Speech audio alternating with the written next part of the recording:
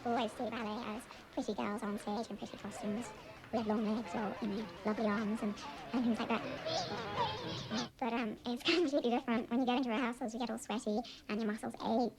And sometimes you feel, I don't want to do this, I hate this, I don't feel pretty, I feel ugly,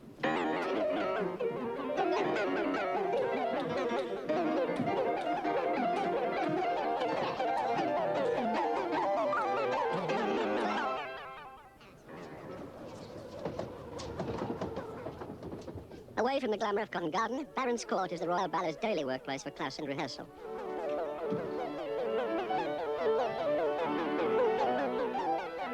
Ballet training has to start young, and both Viviana Durante and Darcy Bustle began their formal training at the Royal Ballet's own school, White Lodge, in Richmond Park. Careful. Good girl, better. 1. Supporting heel forward. The children come to White Lodge at the age of 11, and they stay, those that are successful, until 16. Balance, now smoothly up to their pole. We're looking for a particular type of body, proportions, line, feet. Good girls. Terribly important is tradition there.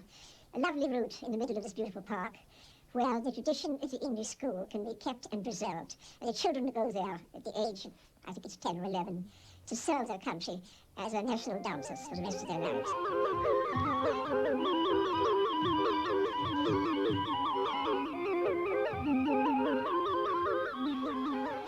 Mia de Valois founded the Royal Ballet School in 1931 to provide the company with a steady supply of dancers trained and disciplined to the highest standards. Now recognised as one of the world's top ballet schools, it draws students from all over the world. Which characteristic is controlled purely by the genes people inherit?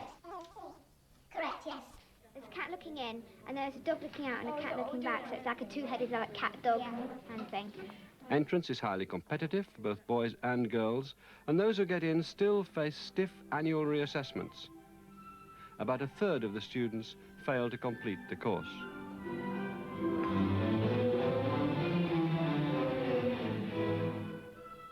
After showing early promise, Viviana Durante left her home in Rome at the age of 11 to come to White Lodge because it offered the very best training. Are you going home this weekend? When I got to White Lodge, I was very, very homesick because I couldn't speak the language, which is, suddenly, obviously, I lived at home all the time, and suddenly I was in the middle of no one could talk to me, or maybe I couldn't talk to them. I couldn't sort of tell them how I was feeling and everything. The only time I actually felt at peace, it was when I did class or whatever. One day, another teacher and myself were walking into the salon to pass through to our office, and as we were passing through, both of us stopped in our tracks and looked at this remarkable child. She has a lovely physique, proportions. She's very good looking. She has everything, actually, that one would expect for a traditional look of a ballerina. Many children actually have these things. What makes the difference is this fantastic motivation. I think I've always had an image of what I wanted to be like, and I have a standard at which I want to reach. I've always had that in my mind, and I think I do work very, very hard. Basically because I love dancing, and I like to do it, my way. Darcy's a little different. She didn't arrive until the 3rd year, so she was not as well organised, shall I say, as the other children when she first got here. Stretch when you do those piquets, don't let them go soggy. Nice strong toes, show out of that. I think it's absolutely essential to arrive at class having all your equipment, your shoes, for girls, nicely darned, and the ribbons on. Everything has to be prepared and ready from a very young age. Your arm at the bar, Jane. When I came into White Lodge, everybody had been there for 2 years, so they got used to the routine and going to class every day and coming back and tying their hair back and being constantly, in spring condition and everything. But being so far behind in the actual ballet was a real strain. And I used to cry in classes every morning and think, why am I here? And they sometimes say, well, maybe you're not very suited to this. And I go, no, I am, trying to support myself. Despite these early doubts, Bustle had a triumphant breakthrough in the 5th year at the school's choreographic competition. She was able to perform and hold the attention of the audience. Beautiful line, beautiful expression. And I have to say everybody was extremely touched.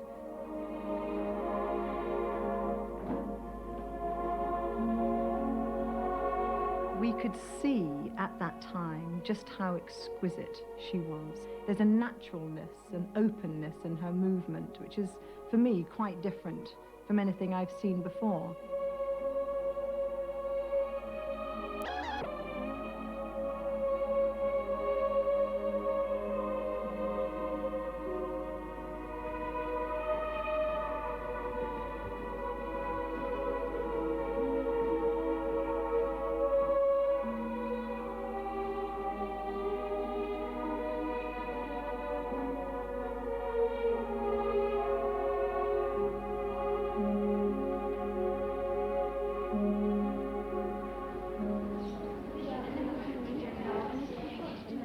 At the end of White Lodge, both Durante and Bustle passed the next major hurdle, the auditions for the upper school. Based at Barons Court, the upper school shares a building with the Royal Ballet Company. Here there's a new element of competition, as the students are drawn from several different schools besides White Lodge. At the end of 2 years, a select few will win places in the Royal Ballet. One of the disadvantages, I think, to having come all the way through the school with the same group of people is that some people are then fearful of leaving their peer group. They're afraid of being seen to be too ambitious apart from their group, and they sometimes find it hard to see themselves as individuals. Sometimes it takes a young dancer quite a few years before they feel they can emerge. Only 2 or 3 girls from each class get through to the Royal Ballet. Durante won her place aged 17, only to find herself in another large group, the Corps de Ballet. You're very restricted when you're in the corps, because obviously you have to keep in line. You can't really move and dance your fullest because you always have to be exactly the same as someone else in front of you. And unless someone does give you that chance, you know, sometimes even though you're the most talented girl ever, you might not be seen. After 4 years, Durante got her big break in a spectacular Covent Garden debut when Principal Maria Almeida was injured during a performance of Swan Lake. And Anthony Dowd came up to me and said, you know, Viviana Maria's hurt herself. I mean, how much do you know of the role? Can you go on stage and do it? And I just said yes. I mean, I had an idea of it. Because obviously, you know, I'd seen it a lot of times, but of the fourth act, I really did not have any idea of what I was doing. I mean, anybody can be given a lucky break and not handle it, but she took all of them, and she did a lot of ballets at very short notice. She did Ondine at about a week's notice. She did Sleeping Beauty at a day's notice, and she did Swan Lake at 5 minutes' notice. And she wasn't learning those roles. I mean, she wasn't even down to cover them. I think one of my special gifts is that I have a photographic memory. I tend to look at something and I can learn it very quickly. So obviously that helped, because I had seen, you know, Swan Lake a lot of times. Dancers emerge because of talent, something special. There's always something that can't be taught or created. It's something that person has. The first performances were very impressive, and it was on the strength of those that I made her a principal.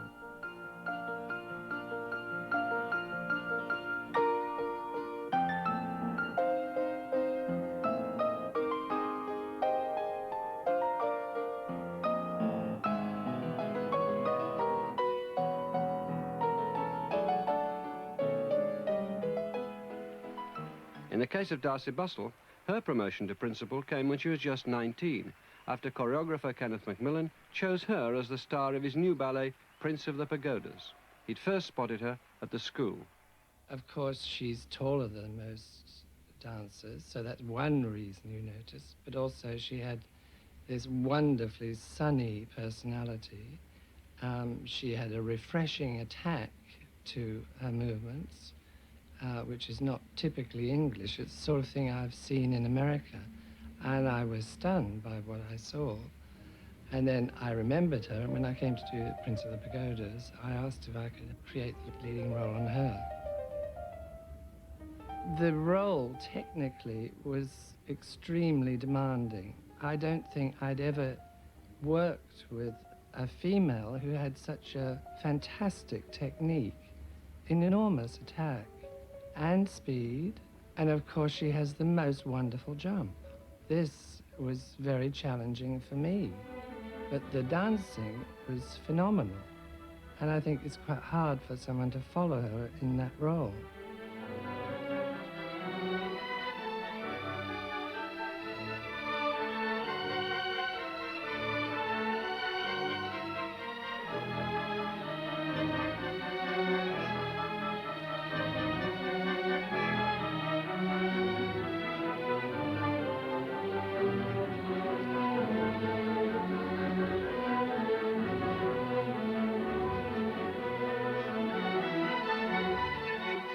So from being a junior member of the Royal Ballet's touring company, Bussell suddenly found herself a principal of the main company.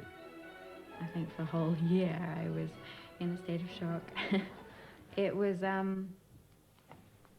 very hard because nobody knew me at the Royal Ballet, and they were like, "Who's this person coming?" Everybody at Sadler's were saying things like, "Look out for so-and-so, she's bitchy, and she'll put glass on your point shoes, she'll be one of those kind." Obviously they were curious in me. They had all eyes on me and like, and I felt that, but after a while I settled in and they were really sweet. I think I was probably expecting such worse things to happen to me that it was quite a relief when they didn't. I think the main thing is coping with all the stress, and it's just keeping yourself, like when you're out of the theatre. I mean, this is what I tend to do. I tend to mix with different people, maybe, and maybe have other interests. Also, I like being on my own as well. I don't get too much involved with people in the company. I think that's what helps me. Every generation has its group of rising stars who have to find their place within the company. We had a lot of ballerinas, my generation. We were a particularly fortunate generation. But then when you get so many each, you've got rivals in a way, in that you see somebody can do this, so then you create a different ballet, and it generates greatness. It doesn't work against it to have rivals. It generates people's individuality. You hone yourself down to be your own self, not to be a second somebody else.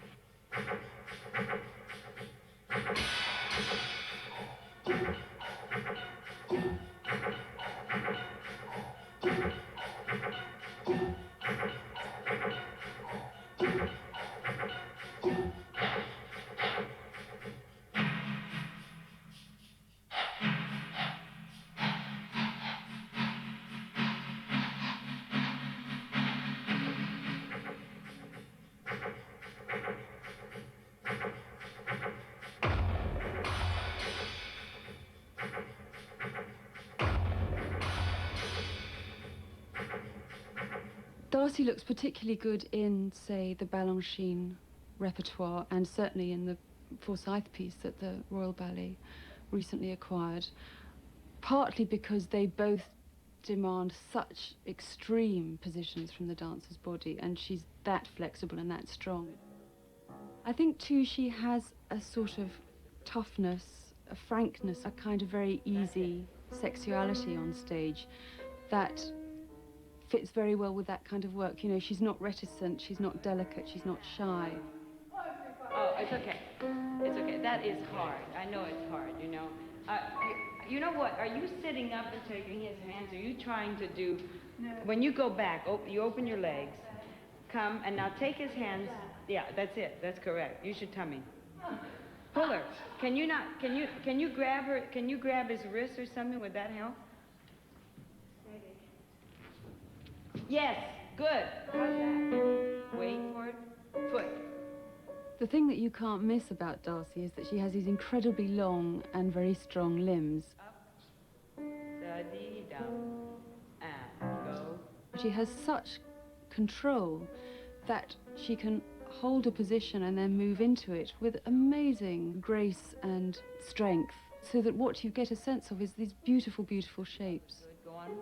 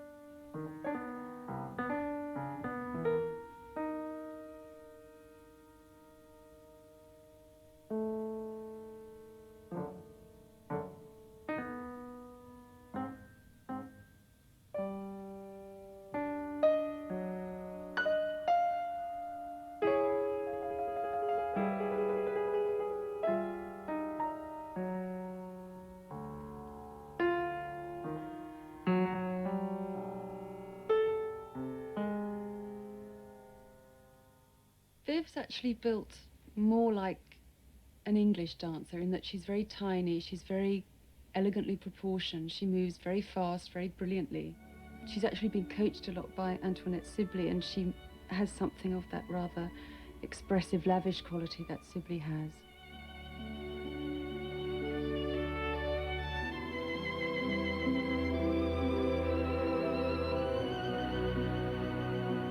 Purely on the level of technique, Viv looks wonderful in Ashton's Thais because she's so light. Literally, her partner can kind of handle her through the air with her looking like a figment of his imagination rather than a real woman.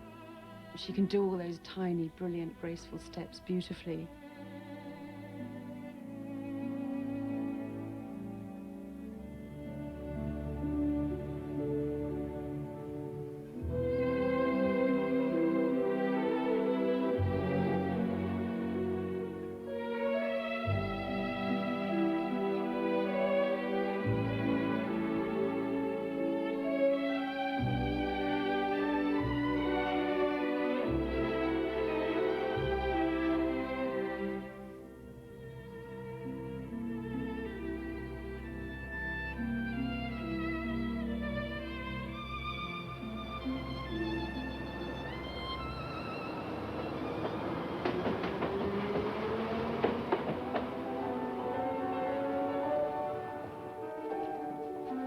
Even once you've reached the highest rank of the company, the competition is still fierce.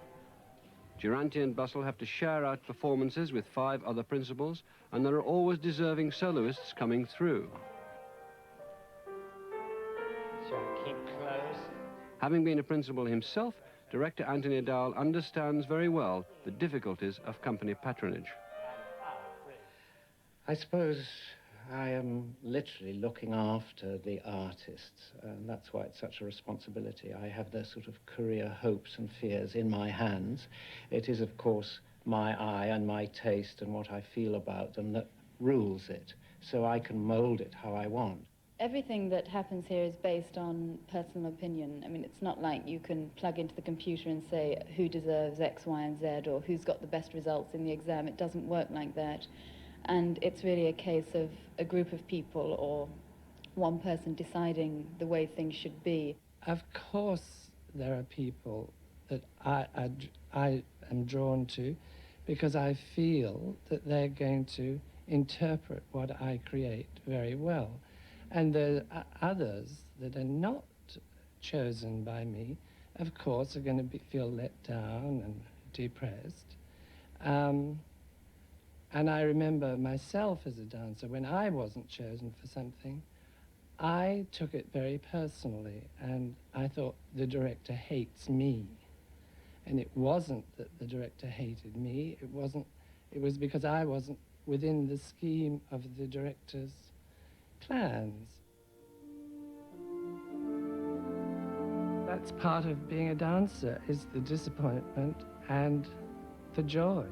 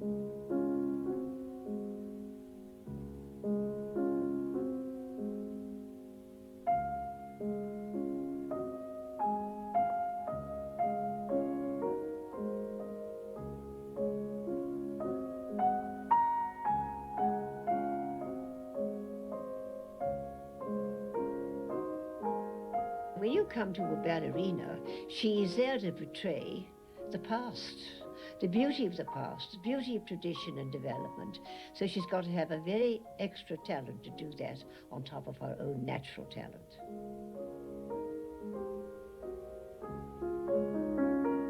Ballerinas aren't just great dancers, they also embody the whole sort of mystique of the profession. They seem like creatures set apart from the rest of us, really. They sort of breathe a different air. And then when you see them in public, traditionally they've always been incredibly glamorous women. I mean, if you look at pictures of Pavlova, you know, she never looks kind of dowdy or messy. You know, and if ever you met Margot Fonteyn, you really just felt like curtsying. You know, they did seem like princesses.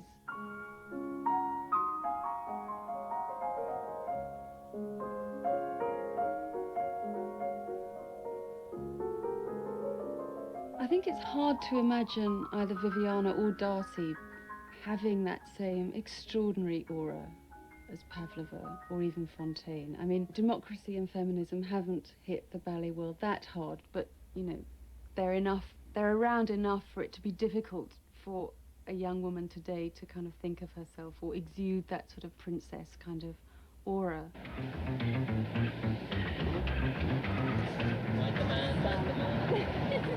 Thank you, Peter.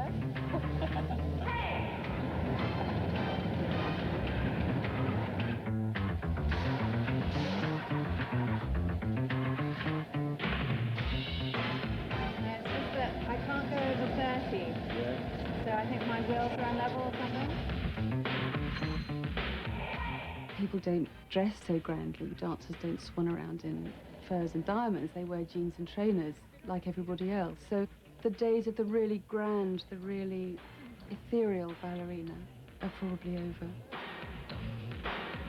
But ballerinas today have a different kind of glamour. Both Bustle and Durante model for designers such as Jasper Conran and are photographed regularly for the glossy magazines. So this will go down This very will be well. perfect then, won't it? It will be perfect.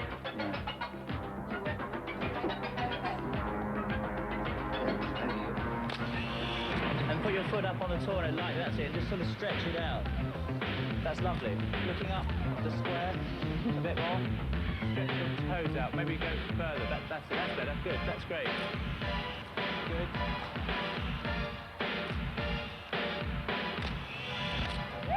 Give a hand, if anybody can, you can do that's it,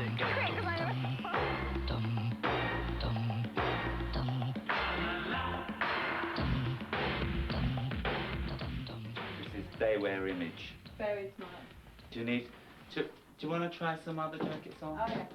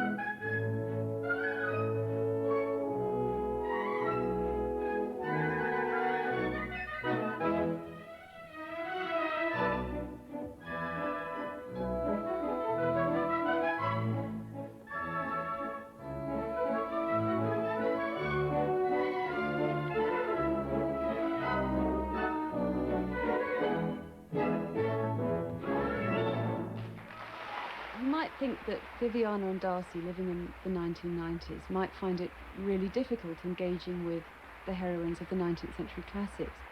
But these are the roles that are the touchstone of any ballerina's career. These are the roles that they'll ultimately be judged by, particularly in this country, because the classics are very, very important to the Royal Ballet's repertoire. A bit flat to me. Yes, just coming forward, yes. Looks... We went to Viviana's final rehearsal the day before her first performance as Giselle, in which she was partnered by the Russian star Irek Mukhomedov. Anthony Dowell was taking the rehearsal. So one plays it very much how the artists want to handle it. Naturally, there's a nervous tension. They don't want to fire on both engines, as it were, before the show, because they want to keep in reserve. So it must be very much for what's been troubling them with their thoughts. Also involved in this rehearsal will be my longtime partner, Antoinette Sibley, who Viviana has a great rapport with. Antoinette is a great admirer of her qualities, and so it's a very healthy relationship. And it's very good to tap the old resource, I don't mean old, but I mean the past resources of the company, of what they have learned on stage and what I've learned on stage. So it's a sort of dual rehearsal. I know you're different heights and everything, but see, when we used to do it, we had after that, I don't know if the heights are wrong, but do it, Anthony, from where she protects. Here. I was like this. There. And then as he came down and did that, I just used to rest my head like that, like against him. Sometimes it's quite tricky if you have two people going at one artist. But Antoinette and I have worked together so much, and we sort of think the same way. You're both together in a mood. It's lovely. Yes, that's lovely. And then when she calls you see, Viviana. I love rehearsing with her. She's so responsive. She listens, she's quick, she understands, and she immediately puts it into being.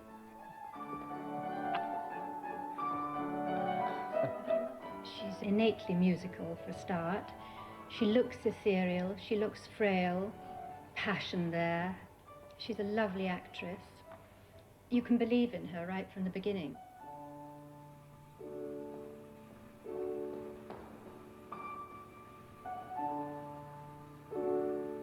One of the classic 19th century ballet stories, Giselle is a peasant girl who dies of a broken heart after being betrayed by her nobleman lover. She forgives him, returning as a spirit creature to protect her lover from danger.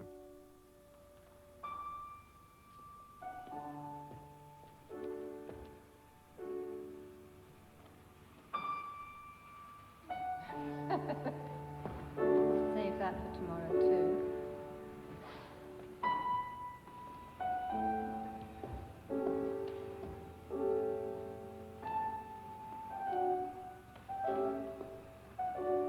I think most 19th century ballets, if you simply told the story, they would sound like trite little fairy tales. But in fact, they've all got their roots in much older myths and legends. They're all what feed into those ballets and really what makes them far more profound than just a sort of bit of tinsel and tutu, which is how they're perceived sometimes by people who haven't seen them. But I think if you've seen a great production of a 19th century classic, you really feel the resonance of the story. And I think that's what a great ballerina should do. She should really make you feel the power of the world she's inhabiting.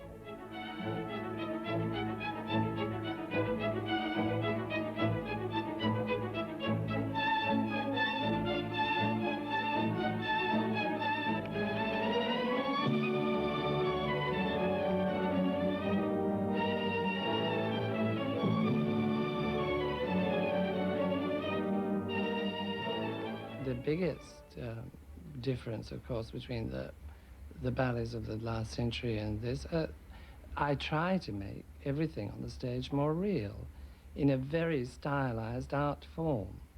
The women are still up on point like they were in the last century, but I want to tell the audience everything about the characters I put on the stage.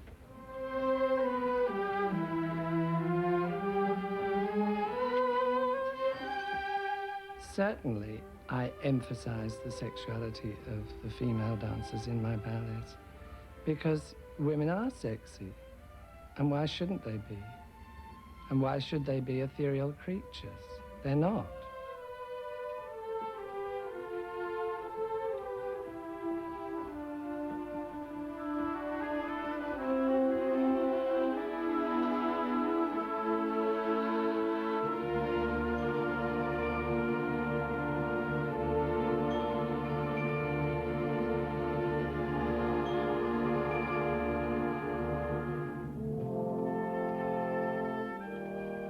There was an amazing moment when Viviana first appeared with Eric Mukhomedov in their debut performance of Manon, when we suddenly saw this fantastically emotional, reckless, passionate woman. And it was like, you know, the dam burst, and now she is proving herself an amazingly dramatic actress. When I started doing the dramatic roles like Romeo and Juliet, and then it was Manon, and that's when I really started feeling myself.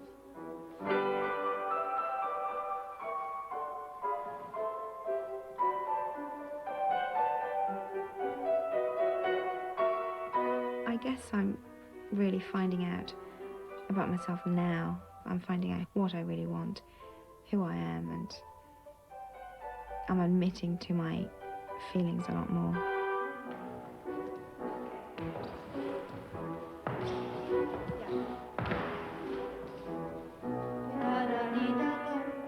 Obviously, working with different people, and especially Antoinette Sigley, Anthony Dow, I mean, they have helped me a great deal. Don't forget the forays in between. Different people have helped me as a dancer, but I think my main is being myself. Right, you got enough? Remembering it will get a weeny bit bigger. No, it's quite soft stuff, isn't it? This is the most comfortable one. Yes. The rest are like concrete. Yes, they are, I know that. This year also saw Darcy Bussell's successful debut as Manon, continuing her much-admired new partnership with Hungarian dancer Zoltán Solymosi, who's recently joined the company.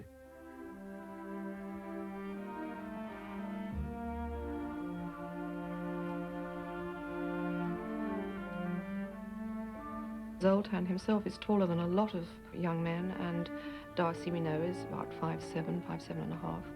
She needs a tall partner, and both of them are extraordinarily strong, but they also have a tremendous fluidity in their muscles, in their movements. They both are capable of being very powerful, but also soft. There's a gentleness in their bodies, and I think that the surprise comes that out of something that can be one moment rather understated, and suddenly it's like a bomb going off. In the case of Manon, their height posed real problems in rehearsals. The ballet had been created on two much smaller dancers, Anthony Dow and Antoinette Sigley. When you choreograph something on two bodies that are different than yours, it's very hard to put the movements together to look the same kind of lines and the same forms. And from the bourrée, you've got to pick under this leg. And when me and Zoltán started learning it, it was very hard because we were so much taller. Pick her up, well, spin her up, you turn round. Now, you've got to feed her out in a fish. Sorry, I'll show you this. Sorry. Up here and fish. But keep this behind the knee, sweetheart. No, behind your knee. There, that's it. And you put her down, kneel, kiss. She put it out, not so fast. Oh!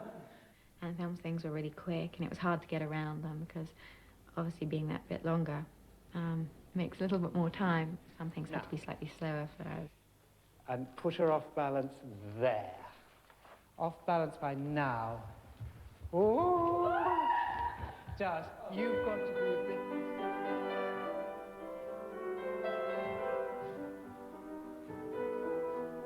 10 days to go before their first performance in Manon, and they were still measuring out the right pacing for the higher lifts during the love scenes.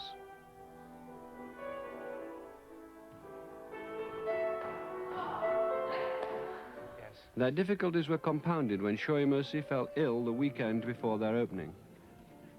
Underprepared, the couple still had to perform to a full house at the dress rehearsal. And still having to do the rehearsal on stage in front of, you know, friends of Covent Garden and everything. And you never want to be seen badly, of course. You know, when you do your show, you want to feel confident. And knowing that people are watching you and there was photographers out there, and even though people knew that we probably weren't ready because Zoltán had been out. Beginner's course. Hilton Shoimoshi, who is dancing the role of De Greux, is recovering from a viral infection and will not, therefore, possibly he might not dance full out. It was a horrible feeling, you know, you felt nasty, you know, you wanted to get off stage, you didn't want to be there. But you knew you had to try the stage out. If we hadn't done it, our show might have not been so good.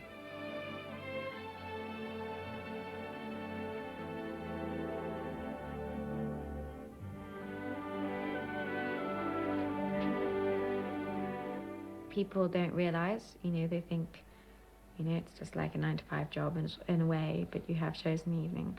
And maybe meeting a guy or a friend or anything and telling them, oh, sorry, I can't go out tonight, you know, I've got to sew my shoes or something. And they think, you know, just a minute here, that sounds a bit weird.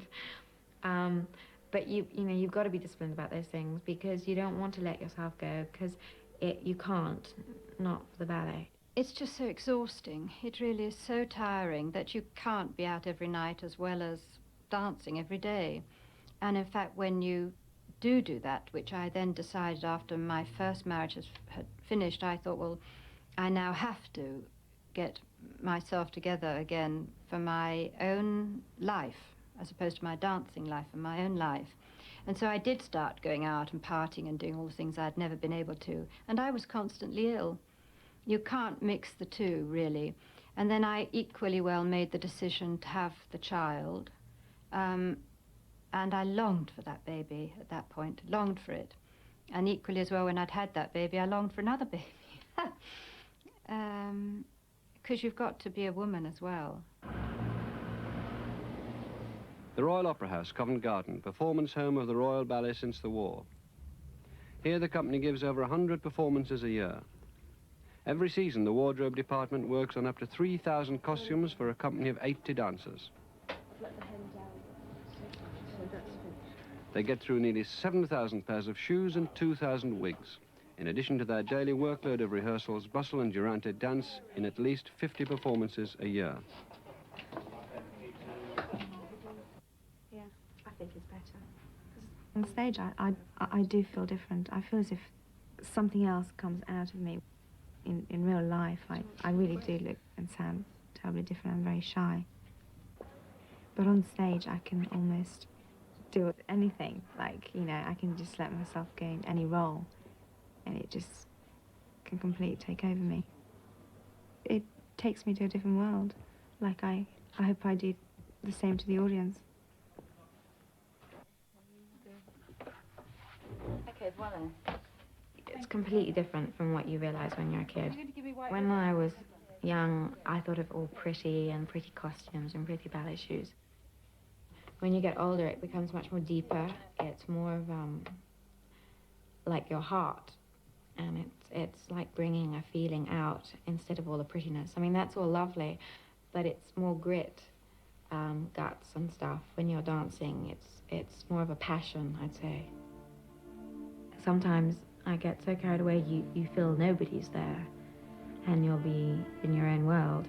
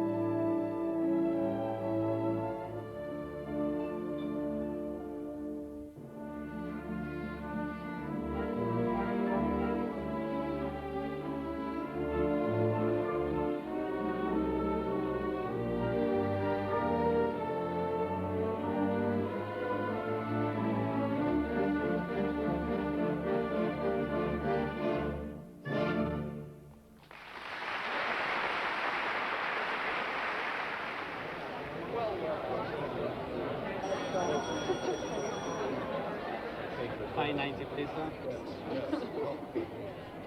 Ladies and gentlemen, this is your man on Act 1 beginner's call. Act 1 begins to the stage, please. Mr. Urenti to the stage, please. Mr. Urenti to the stage, thank you.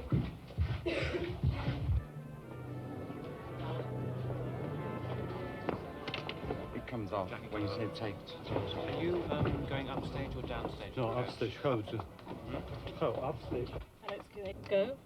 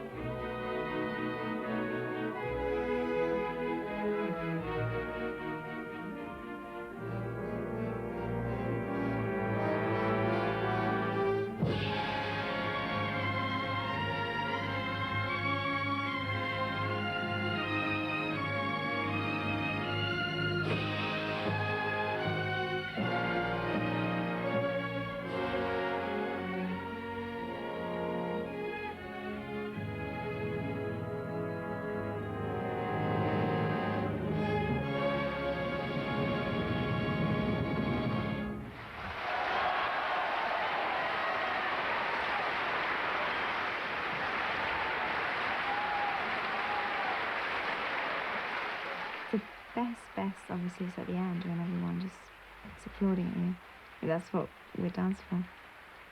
It's such great excitement. It's just brilliant.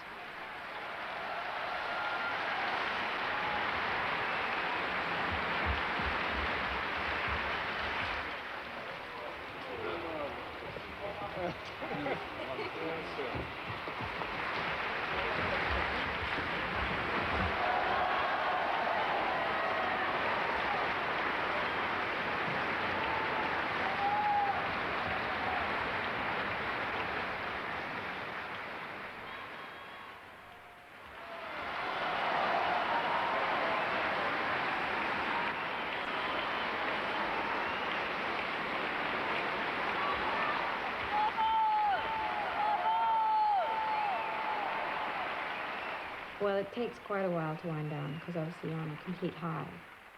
Sometimes when you've had a few nights of shows, you'll just want to get in your car and go home and take all your flowers with you and put them in water and just get in the bath and just completely relax. Admittedly, it's like, you know, you come out of this magical box in a way. You obviously have the thought in the back of your head of what you've just done. But then it's coming back to reality and everything's, you know, you go home and there's your bills on your desk and things like that, you know. It's back down to earth, out of the clouds.